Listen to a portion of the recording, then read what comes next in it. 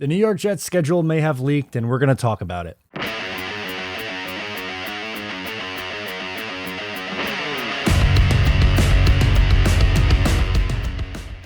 Hey, what's going on? I'm Matt O'Leary back with another video, and today I'm talking about a rumored New York Jets schedule for the 2020 season.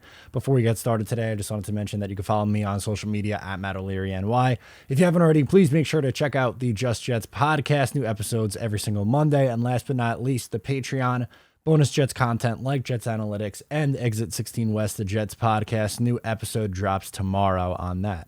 Okay, so you may have seen it, but if not, we'll go through and we'll talk about it. There is a rumor for the New York Jets schedule. We'll go through. I'm not going to do the wins and losses gimmick, and let's wait until the real thing comes out. I just wanted to talk about it and see if you guys think it's real or not. And I don't know if it is. I have no idea, but figured why not at least just talk about it and talk through the potential of this schedule. So in week one, interestingly enough, the Jets are in prime time in week one against the New England Patriots on Sunday Night Football. Now, last night on Jets Talk 24/7, the Talking Jets panel, it was me, Ryan, and Green Bean hanging out on Tuesday like we normally do. And Ryan was pretty adamant about wanting this one to be true. He wants New England on Sunday Night Football. Green Bean and I are a little bit more scorned. We don't. We want a cupcake. I would prefer a team like the Lions or Jacksonville or Chicago. Or even hell, I'll take, you want to give me a divisional rival? Give me Miami at home. But something about the New England Patriots in prime time is a no-go for me. I don't want that. Give me 1 o'clock against the Patriots. And I'm not saying that the Jets can't beat them. There's absolutely a world, but I just don't want to be on national television and have the possibility to be embarrassed against this team that has done it to you time and time and time again. And I get it. This is not the Tom Brady level New England Patriots, but it's still Bill Belichick. He runs up the score on the Jets. The last few times they played them in prime time haven't gone well at all. The butt fumble game in 2012, you had the seeing ghost comments. In 2010, when they beat them in the playoffs, they played them on Monday night in New England and got their doors blown off. I think it was 45-3.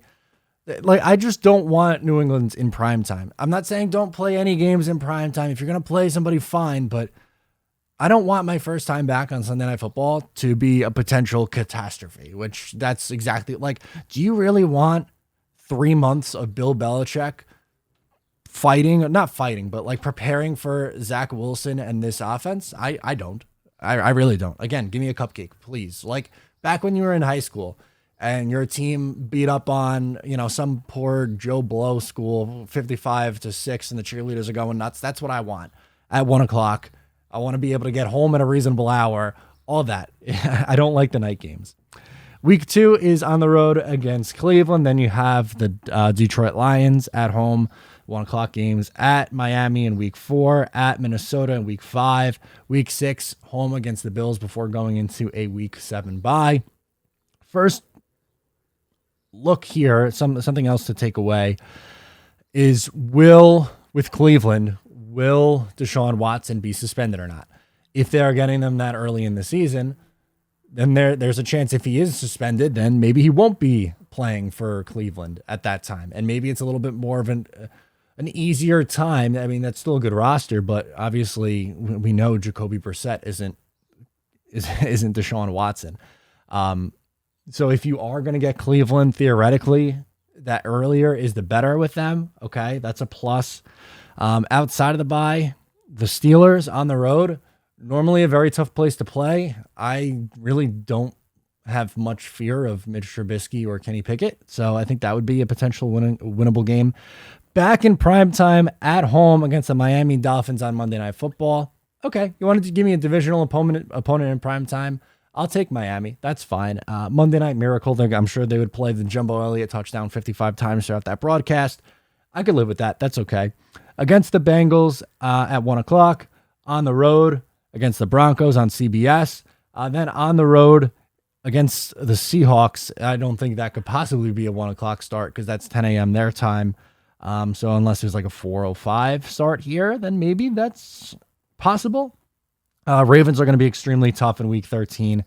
On the road against the Packers, they've taken a step back, but they are still a far and away more talented team than the New York Jets. I will say the Jets usually tend to play Green Bay pretty tough just throughout their entire history. They haven't always beaten them, but the Jets played them in 2018. Obviously, that was the game. I was at that game at MetLife. Sam Darnold, arguably Sam Darnold's best game as a New York Jet. They lost, but they played them tough. In 2014, they got out to a big lead on the road in Lambeau. They ended up blowing that game, but played them tough. 2010, they lost to them 10-0, I'm pretty sure. That was a low-scoring defensive battle. Beat them in Lambeau in 2006. Beat them to get into the playoffs in 2002, no? That was a little bit before my time. 2003 is really when I started getting into it. So, but I'm almost positive it was beating Green Bay to get into the playoffs there. And then this is a nice one. Another primetime Jacksonville Jaguars. Okay, that screams Thursday Night Football. Like, that makes sense. I buy it. Week 16 at New England, then home against the Bears, then on the road against the Buffalo Bills.